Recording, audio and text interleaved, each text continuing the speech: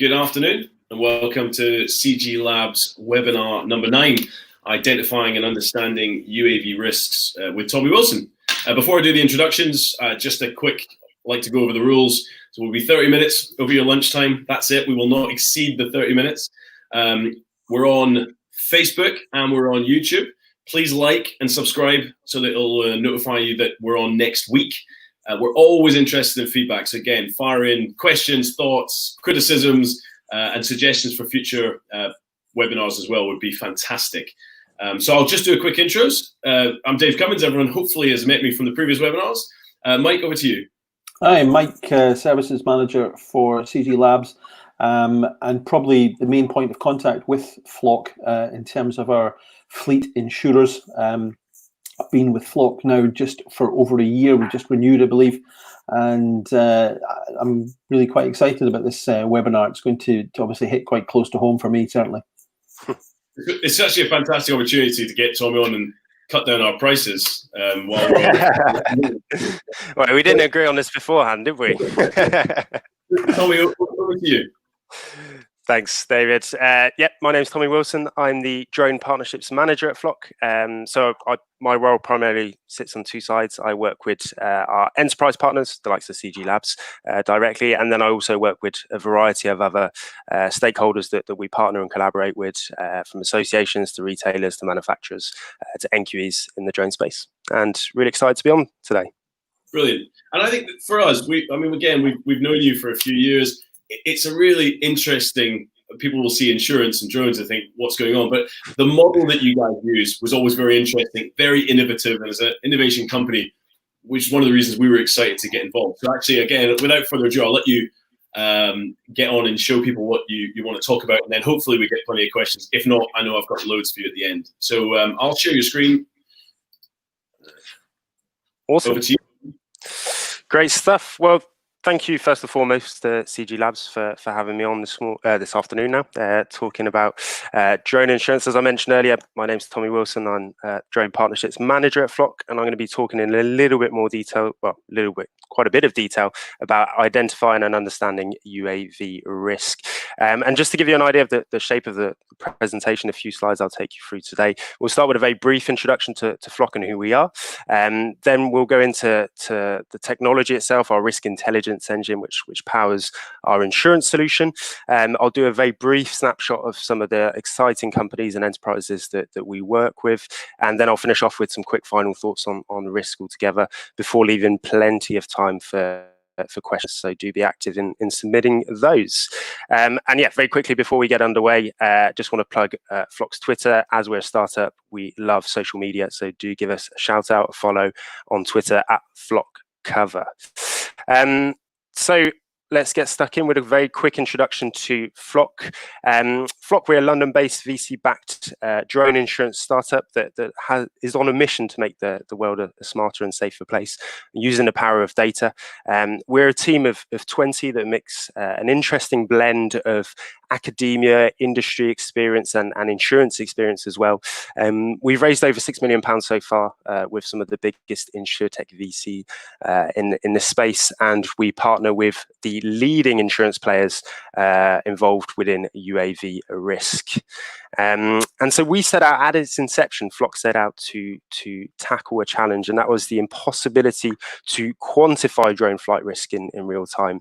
And this is due to a variety of factors. You can see a brief list on the right there, but we're looking at air hazards, ground hazards, people. These variables make a pretty potent cocktail of making it quite difficult to understand drone flight risk, or at least it being variable in itself.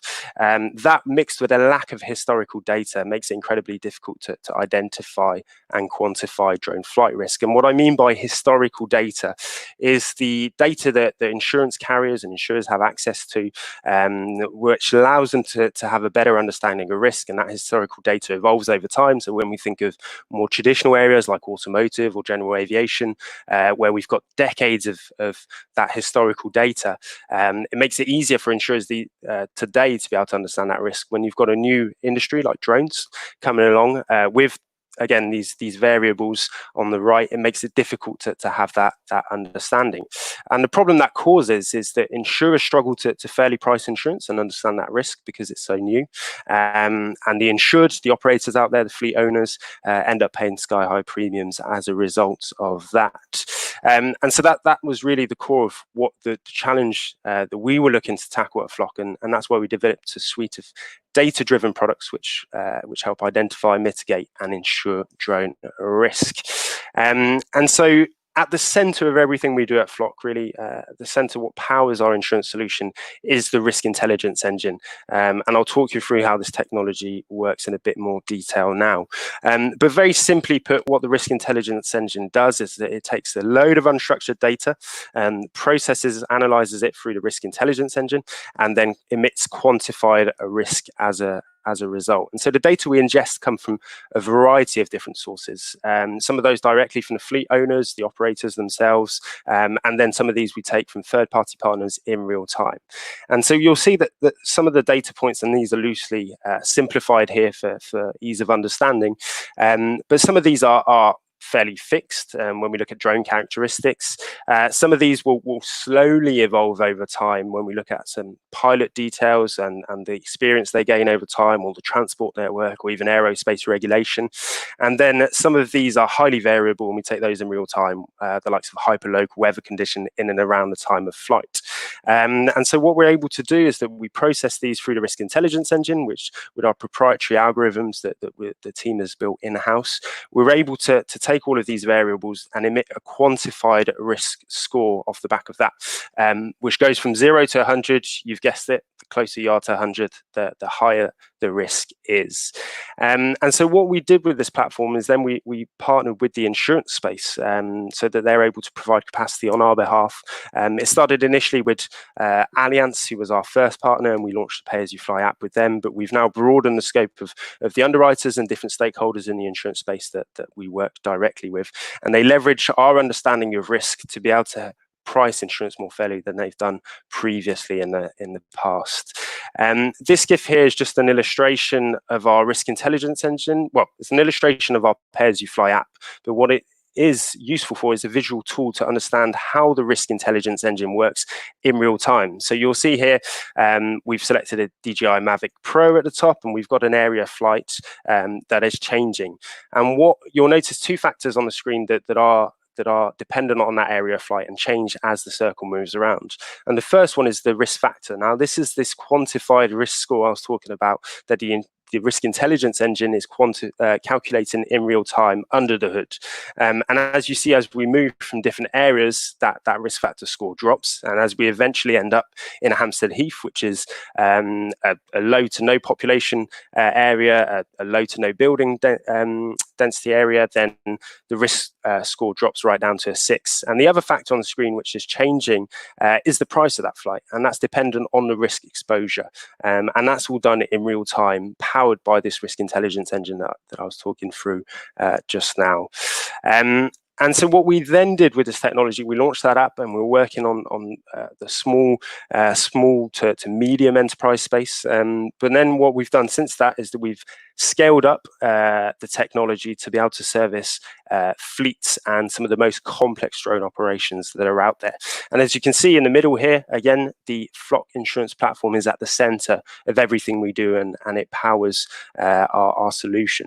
And so how we work here is that fleet owners, pilots, or the operators provide us with flights that they've conducted within a period of time. So this can be, it's a flight log, an understanding of the individual operations they've been running with some basic information.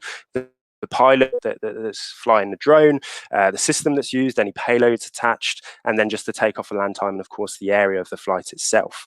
And then what we can do with a mixture of this flight log information provided, as well as the third-party data sources, which I mentioned earlier, such as hyperlocal weather condition at that time of flight and so on. And we're able to process in what we call batch analytics. So all of these flights in one go through Flock's insurance platform, the risk intelligence engine.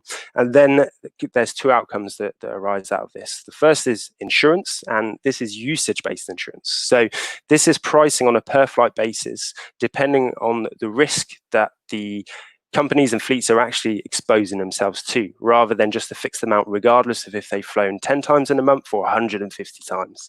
And the second element of what we provide is, and what we gather from the risk intelligence engine, is insights into that risk and a more granular understanding of risk and those operations. And we feed that information then back to the fleets that we work with, so that they're able to visualize the risk, get a better understanding of their operations, and find ways that they can start to mitigate that, whether it's utilizing maybe a less valuable drone for a particular operation, because an off-the-shelf DJI would do the job for that particular flight.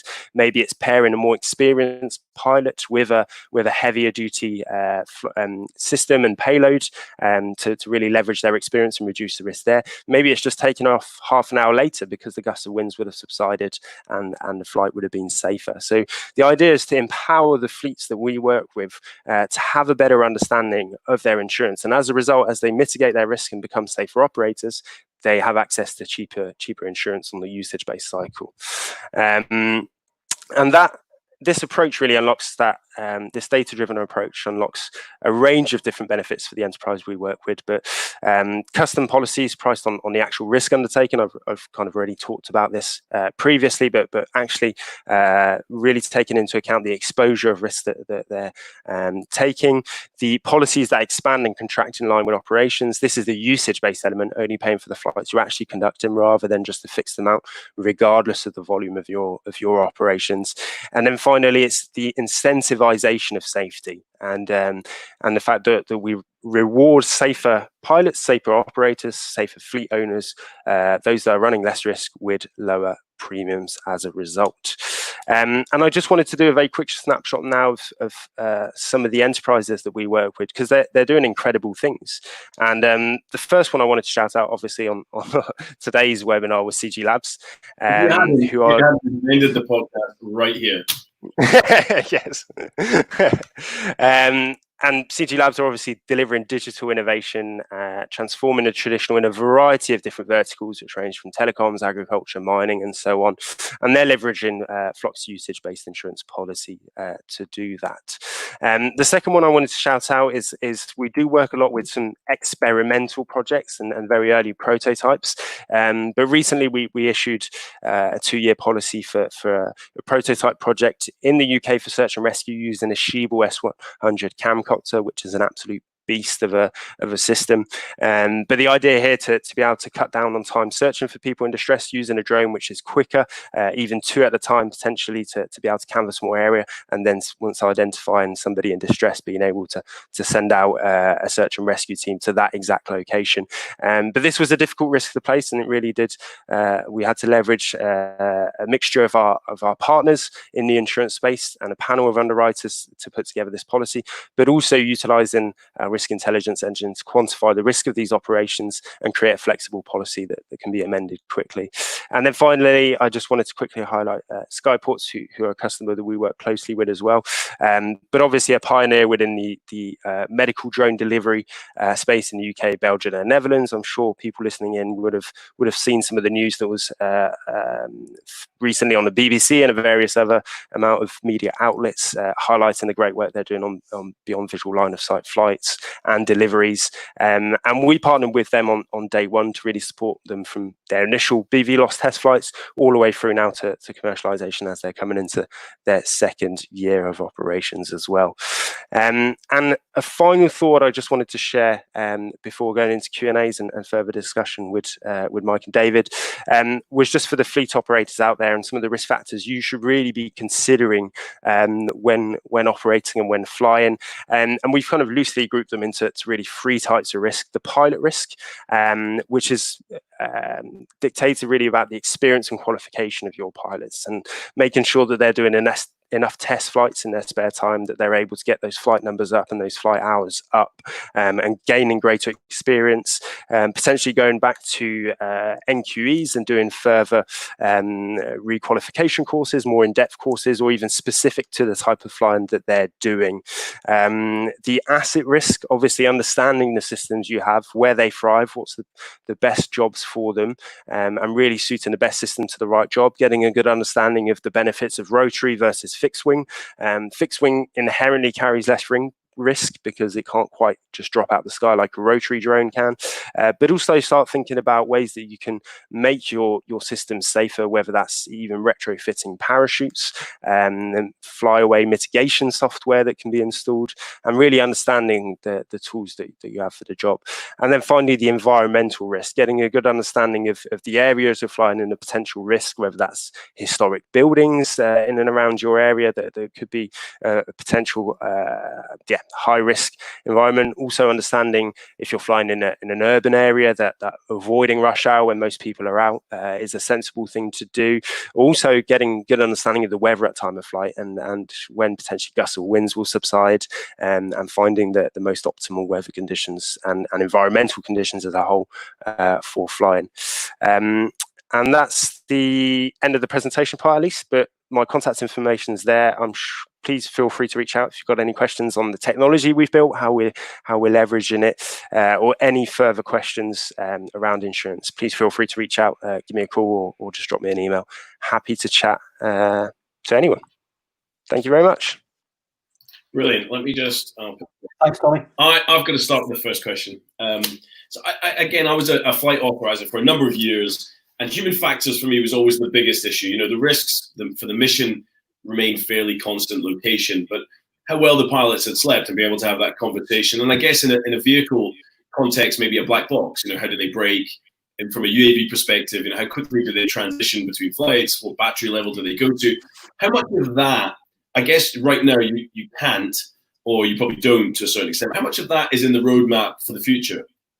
Yeah, that's a great question, David. So, no, you're quite right. At the moment, the factors we look at are primarily external or environmental factors. So looking at the building density, the population density, the time of day, the hyperlocal weather conditions. These are all environmental factors influencing the drone itself. But when you look at a maybe more advanced, let's say, insurance space like the automotive one that's been going for a considerable amount of times, and the strides and bounds that telematics has done, and the amount of data that you're able to capture, as you say, from a black box or an OBT2 dongle, or even embedded solutions in the latest vehicles. This is all information that insurers can now use in real time and give them a real accurate understanding of driving behavior.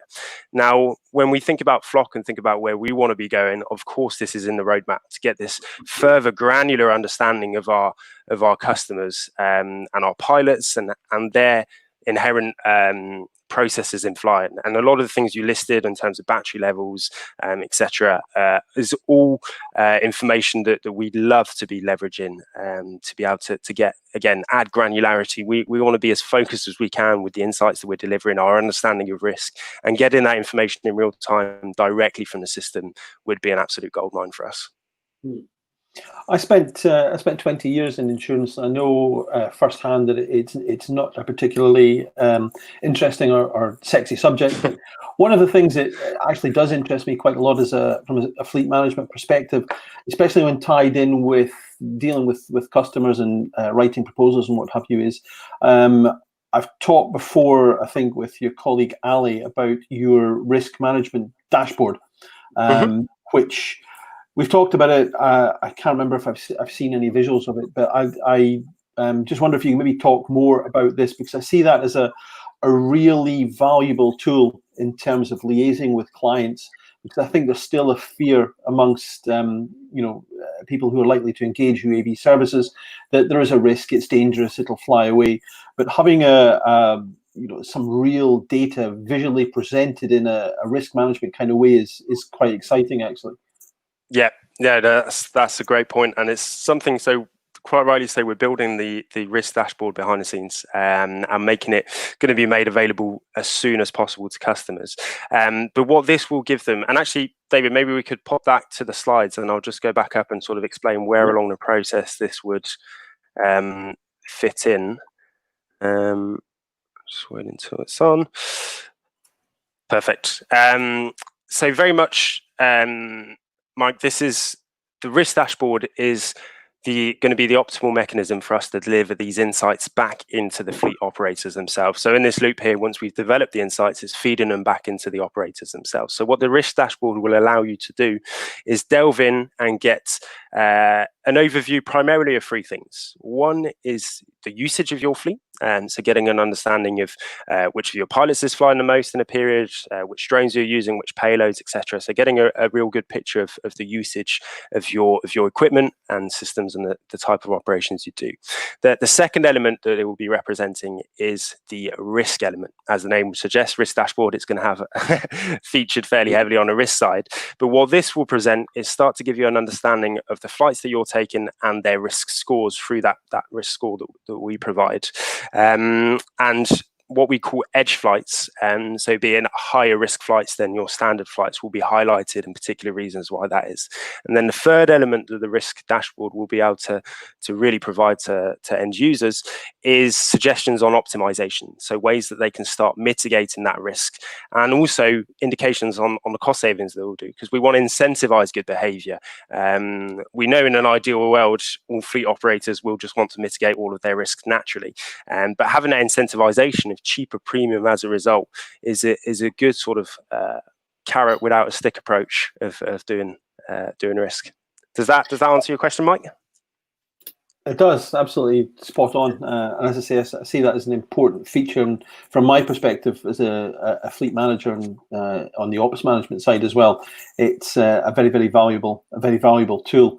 And last question I've got, you touched on the ability in the future going forward to pool data from equipment through integration SDKs and what have you. How, if that's not possible, if we're using sort of niche systems, for example, we run Ariane Sky Rangers, Falcon F8s, etc. So unlikely that you'd be able to get access to their internals to pull this data out. How do you envisage Flock developing an easy data input? How do you see you gathering this data if it can't be pulled automatically? That's a good question. So I guess we kind of look to guidance in the more developed areas of usage-based insurance, which I think automotive is a great example. And they're initially started with a retrofitted solution. So we're looking at retrofitted OBD2 dongles plugged into the dashboard, removed, and then the data was processed there. And I have talked at previously with various companies that are putting together sort of similar-ish in some way solutions, but obviously there is a security element where you've got to have access from the manufacturer there. What we currently do and what are working closely is integrations with flight management software tools, so the likes of Centric and Drone Logbook, to be able to pull information directly from their flight patterns. Now I could see that a way where this evolves, if this information becomes available, then flight management softwares would be first step, I'd imagine, at being able to store it and letting customers have access to it. So that could always be a route that we'd be able to then access that information. But it will be interesting to see where the industry goes from this standpoint, and how data sharing will evolve and the tools that will come out of it as well. I guess feeding on with Mike's last question, does it work? Are you saving companies money on their premiums, and are you making them safer, or are they mutually exclusive?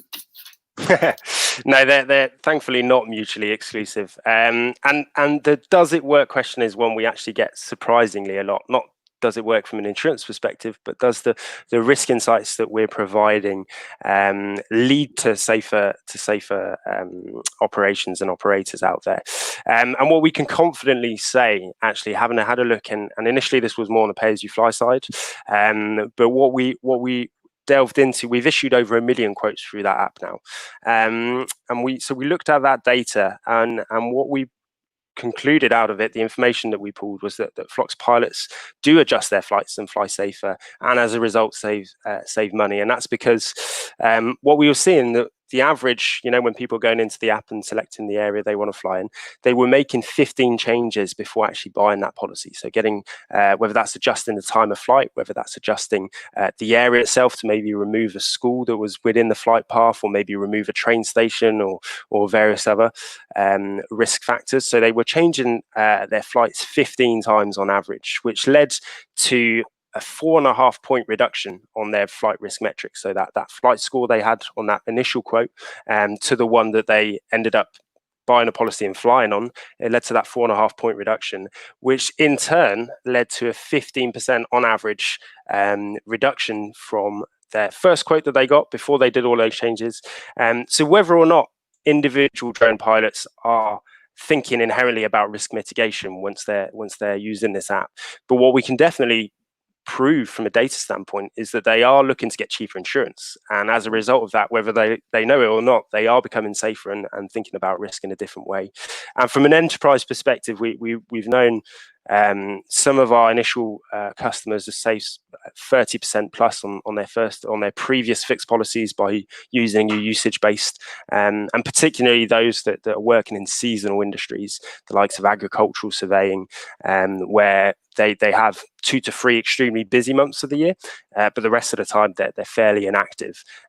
So there is having a more flexible insurance policy tended to be really valuable for them. And I guess, I mean, the change in this country in particular, I've found the change in regulations over the years, it's constant and it can be confusing. And I guess from a risk perspective, you can adjust it. But how do you find from a pilot perspective, because I guess you'll be seeing their activity, you know, things like the prisons, the airports are 2 prime examples where recently we've had significant changes here. How do you find that is affecting the pilots? I'm not sure I quite got the question there. So in terms of the regulation affecting the pilots, or? In terms of, well, maybe confusion is the wrong word. I don't want to get a spot audit from the CAA, but in terms of we get a regular, frequent changes, you know, 1 month we can do something, the next month we can't. Do you find that those confusions filter down to the risk for the pilots, or are they pretty good with it? Yes, so it does. Obviously, we've seen some what we call edge flights that happen in and around where pilots ultimately think that the regulation is allowing them to do what they're doing when in fact it's not, or there's potentially been a fairly recent change where it actually excludes that. So we do see that, and obviously in fact we take into account aerospace regulation where in the app itself and the risk intelligence engine and how it calculates those individual flights. But one thing we don't want to do is obviously make it difficult for pilots who do have the right exemptions, the right permissions, the good understanding to do that. So we do allow a self-certification process where if they do have the right permissions, they're able to then fairly seamlessly go straight through the app and be able to fly in those areas without being penalised for that particular risk factor if they have the right exemptions in place. And I guess you're the closest to tell us all. So we sit and ask ourselves the question many times: what's happening to the drone market through COVID? Are we through it? Are we seeing more activity? I mean, what are you guys seeing from an insurance perspective in terms of the number of flights and the activity in the drone industry? Yeah, no, that's a very good question, and yeah, we're still in a very strange period. It's been a strange year so far, but we definitely saw during the first weeks of lockdown, and particularly in the UK, a huge dip in activity on our app, on the pay-as-you-fly side of things, or even our monthly subscribers, who we found that the sort of smaller individual operators or smaller companies were definitely flying less, almost to a standstill. But that has been picking up, say, in the last month, 6 weeks. We've definitely had a huge uptake through those different channels. So it's proven that people are getting out there now and flying more, and getting back in the swing of things. From an enterprise perspective, it's a bit more of a nuanced picture, where a lot of the enterprises we work with are still working in very remote locations, likes of oil rigs offshore, wind farms offshore, and these type of environments are allowed them essentially to still operate during these lockdown periods because they could still do it socially distant. Luckily, drone flying's mostly outside, so they could still adhere to the regulation and keep flying. But we did see, what we saw was an interesting uptake, and we made a fund available of free insurance for any COVID-based drone initiatives. So to encourage anyone that was helping fight the pandemic in whatever way using drones, that they could access free insurance. And we saw a huge amount of inquiries into that. And it was interesting to see companies kind of pivot in some way, and well, we've got this equipment here, we could be using this to help out there in the pandemic. And so we actually saw in some cases some uptakes from companies that we weren't expecting, but that were doing great work out there to help fight the outbreak. Yeah, and I know we're going to exceed 30, but I've got to ask you this question so we can overrun slightly. What next? How long before Flock or another insurance company can I, do this with my car and start driving in the evening or during the day or in off hours to reduce my insurance, or travel or sport? Where are we going to see this go next? Yeah, no, that's a great question. So obviously, based on the platform itself is extremely versatile, because here we're looking specifically at quantifying drone flight risk, and it was the mission that we set out to do, and it's very much the area that we operate in right now. But you can apply this, and it's particularly valuable to other areas of insurance. If you think of new and emerging industries where, again, insurance carriers have difficulty with pricing and understanding that risk accurately. So having this exposure-based model based on real-time data rather than historical data is extremely valuable. And we can think of other verticals like autonomous cars would be another great example.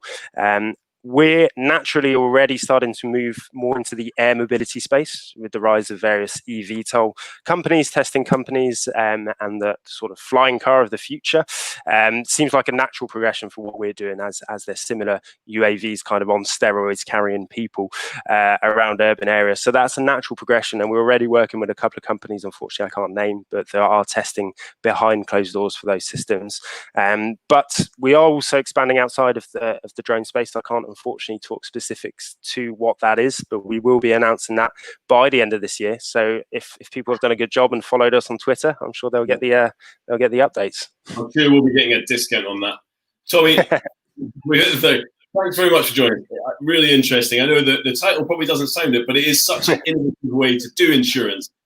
We definitely wanted to have you on so we could sort of discuss it. So thank you very much for coming on. No, perfect. Well, yeah, absolute pleasure. Thanks for having me.